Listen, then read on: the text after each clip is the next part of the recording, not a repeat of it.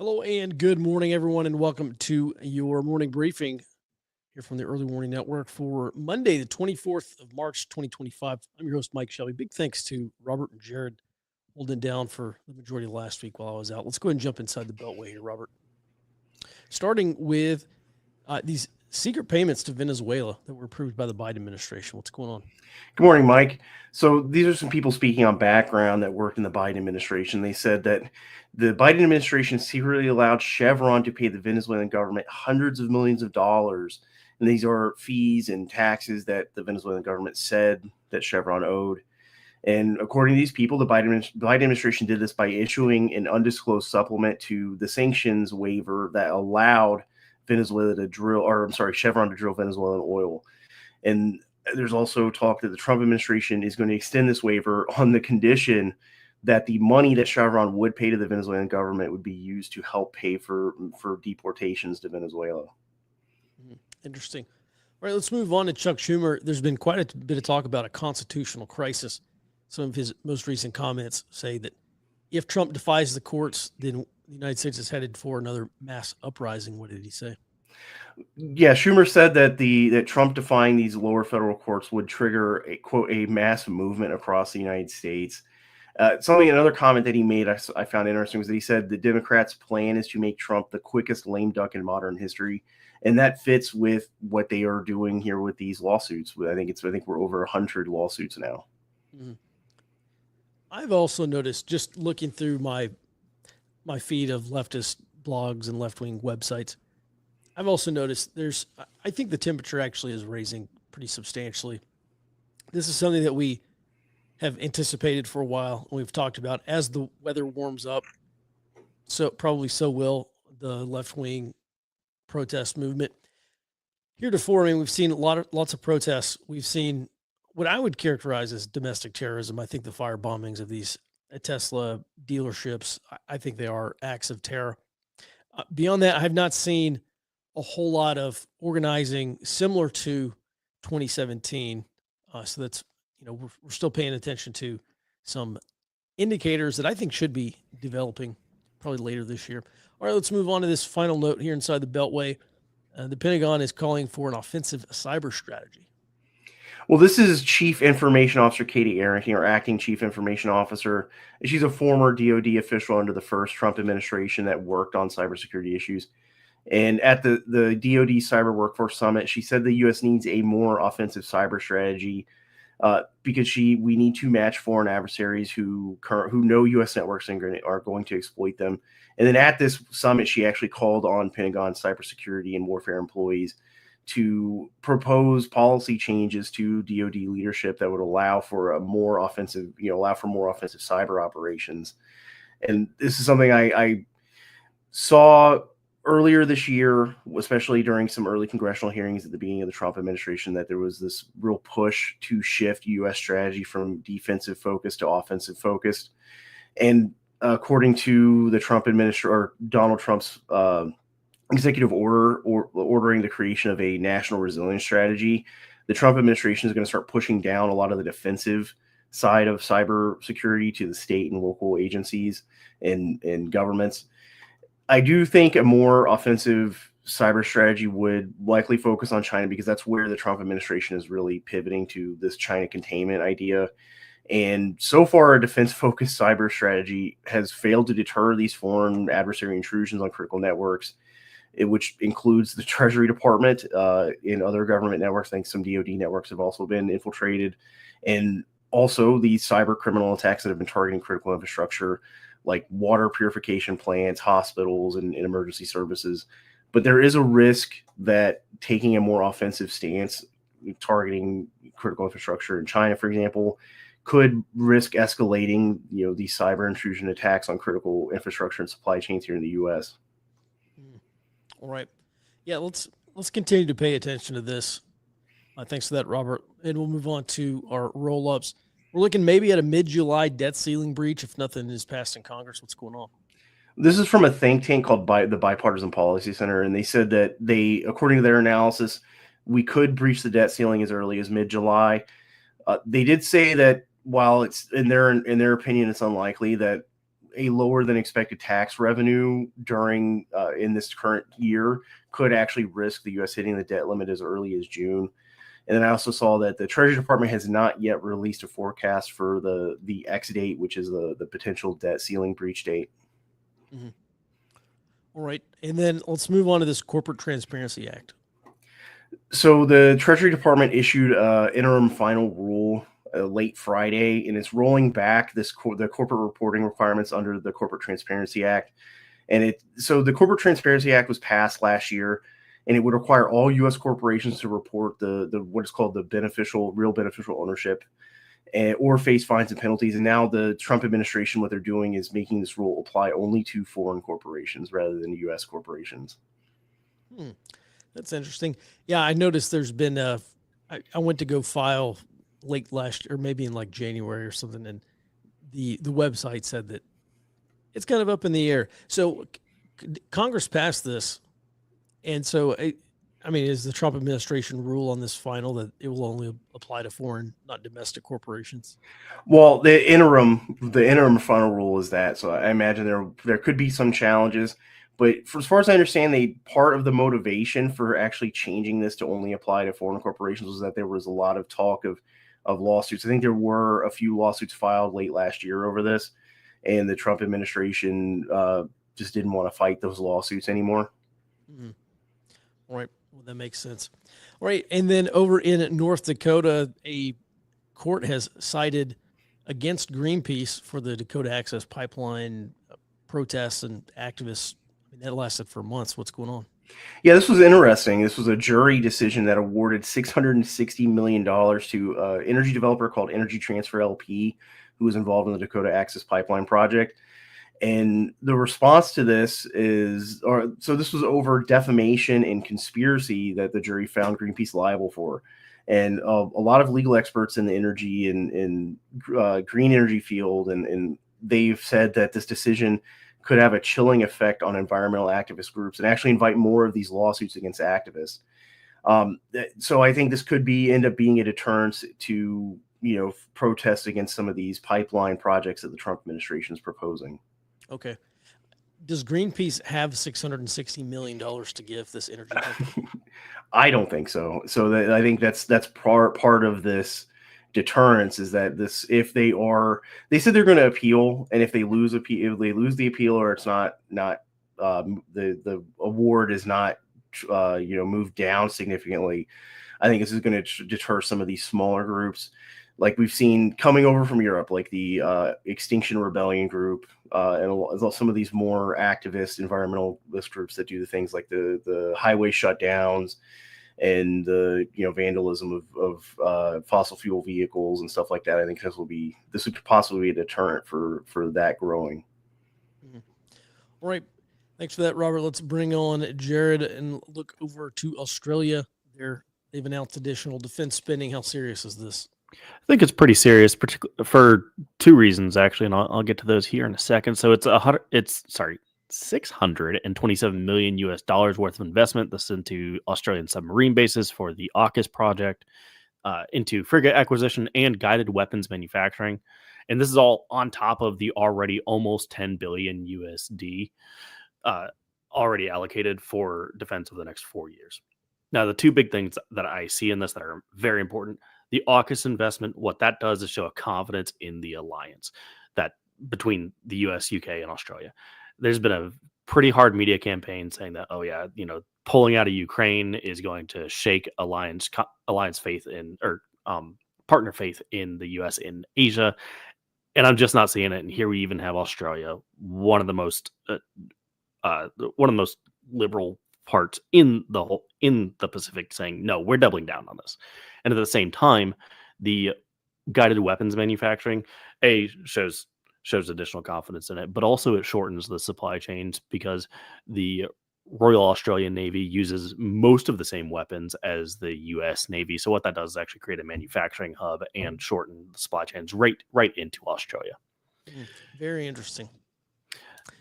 Now, over in France, the French Dassault Aviation said that they would be increasing their production rate of the Rafale fighter from 2 per month to 3 per month next year. this is all coming on the orders of French President Macron. He wants them to increase to potentially 5, and they are exploring the possibility of that, but they're not even sure it's possible. As a note of comparison, Lockheed Martin, the primary competitor for the Rafale and producer of the F-35, produces a dozen F-35s every month. So they're already way ahead. And I think what this really points to is European defense is likely to rely on the F-35s and thus American industrial capacity for the foreseeable future. We've even seen Canada kind of talk about, oh, well, maybe we'll cancel the F-35 contract. Doesn't look likely. There's just Jared, that's what I was about to ask you. I've seen a lot of pundits predominantly on social media talking about, oh, this is the end of the U.S. defense industry because no American allies are going to continue to buy U.S. planes and U.S. munitions, and they're going to make their own domestically. And that struck me as unrealistic. Maybe a decade from now, maybe, but you're saying this is probably unrealistic for a long time. It seems entirely unrealistic. And on top of that, the Lockheed Martin's already producing over a dozen a month, and they're increasing capacity already. It was just last week, that they got approval to go to full rate production. So they're going to increase on top of this, which means there's more F-35s, which probably plays into the 6th generation fighter announcement that came over the weekend too. Mm-hmm. And actually, speaking of Canada, the Prime Minister announced their general election would take place in April. Now, the main candidates, Prime Minister Mark Carney and Minister Poilievre, they both intend to run on how they can counter President Trump's threat of trade wars and statehood. And I think this is particularly an issue because they're both running on an anti-Trump platform, and they seem to be at the top of a purity spiral, in my opinion, on who can be the most anti-Trump, which in turn means working less with America, creating a potential strategic weakness right on our northern border, which has no defenses because Canada and the U.S. have been basically allies since about a little bit into the 1800s, not quite at the beginning. Mm-hmm. Yeah, this is something that concerns me. Also, the stance of the Canadians. Jared, I'm somewhat hopeful. I don't know how realistic it is. Somewhat hopeful that once this election is over, say a year from now, tensions will have cooled. We'll have a new USMCA, new hammered out trade agreements, kind of a reforged friendship and alliance. Do you think that's realistic? I do think so. So the current prime minister, he's a former banker, but he was also part of the Liberal Party, supporting a lot of the stuff that has degraded Canada's capacity, basically all of their capacities. He's making a lot of shifts in his first couple of weeks in office here, and I think he's going to just take a realistic stance and start working with the U.S. as a matter of practicality. And a couple of months ago when we were talking about the election, the Liberal Party looked like it was going to have an historic loss, and it looks like they were just based on polling, it looks like they're going to retain the seat. I've noticed that too. All right, thanks for that, Jared, and let's move on to our roll-up items, our warning items. Robert, looking ahead at the midterm elections next year, I've seen a lot of Democrats propose that Bernie Sanders and Senator Sanders and Representative Alexandria Ocasio-Cortez create their own political party. They kind of have their own political party. It's called Democratic Socialists of America. They were both backed by DSA, as a matter of fact. However, there have also been calls for socialist Democrats to run as independents. So what's the latest here? So Senator Sanders, he said the goal of this fight oligarchy rally tour that he's going on with Ocasio-Cortez is to spur these local and state level what he calls grassroots political candidates to run as independents instead of Democrats.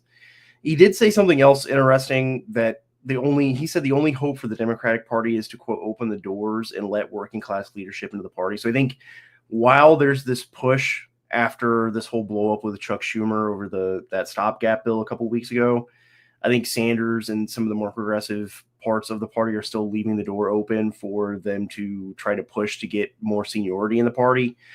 There was also I've seen talk about Ocasio-Cortez specifically, and I think you might have mentioned it too, primarying Chuck Schumer in 2028 when he's next up for election.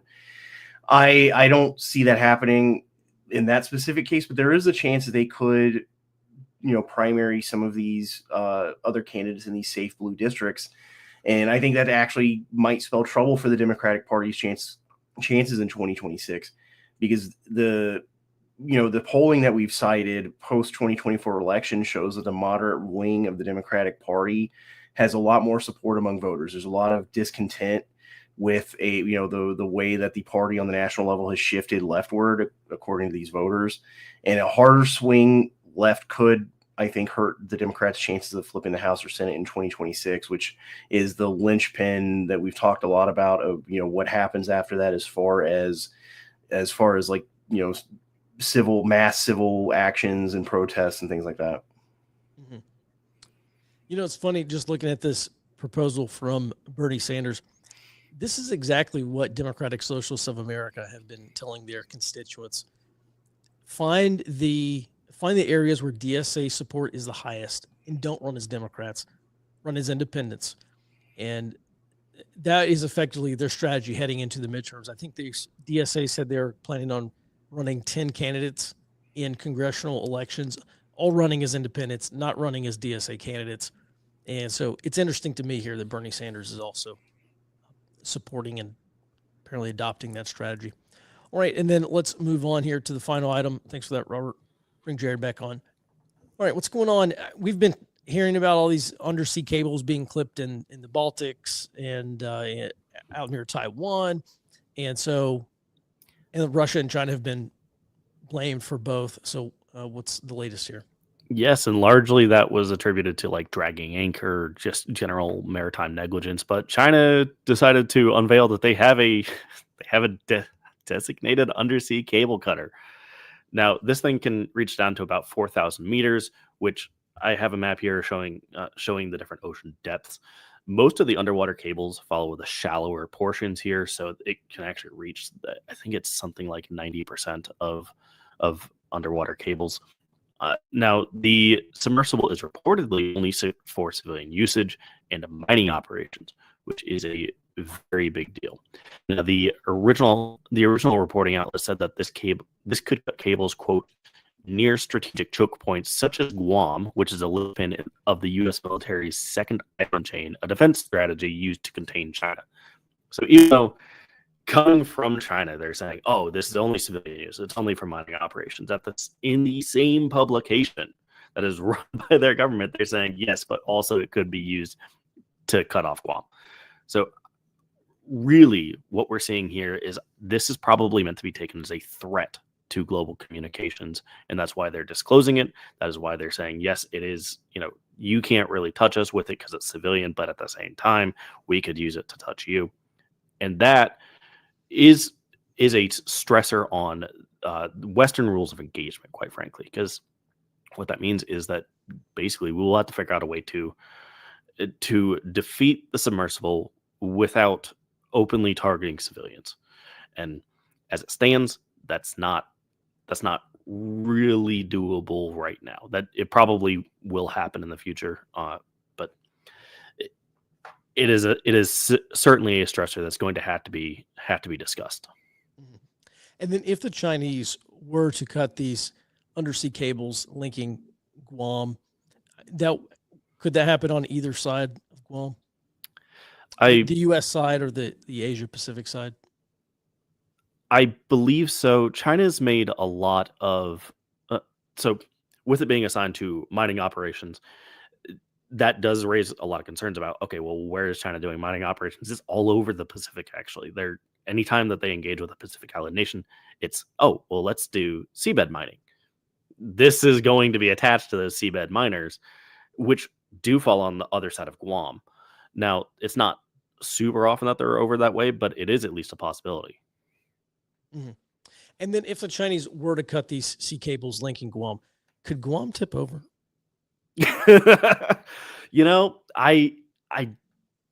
Probably, I don't think the communication cables would hold it, but the support cables that we're not supposed to talk about, those ones are the ones we got to worry about. Mm-hmm. All right. Thanks for that, Jared. We do have a couple of questions here for you. And Jared, I know you're a Navy guy, not an Air Force guy. However, what is the difference And this is actually a really good question. What is the actual difference between a 5th gen and 6th gen fighter? So even though I'm not a Navy guy, I was focused on integrated air and missile defense. That's what EW feeds into. So the generations of fighters have to do with technology differences between all of them. Most of them, you're not going to have the public difference, but a 5th and 6th generation fighter for the public is primarily its stealthiness. If you look at the concepts of a 6th generation fighter, you lose the tail fins in the back, because when you have fins going straight up, what that's doing is actually creating a very significant radar cross section. Delete those, you get rid of it. If you look at the shaping of it, it's much smoother. Same reason. It's all about reducing radar cross section, making it harder for air intercept missiles, but also even just being found. There's also likely a lot of additional technology on the inside of the cockpit that will make a difference.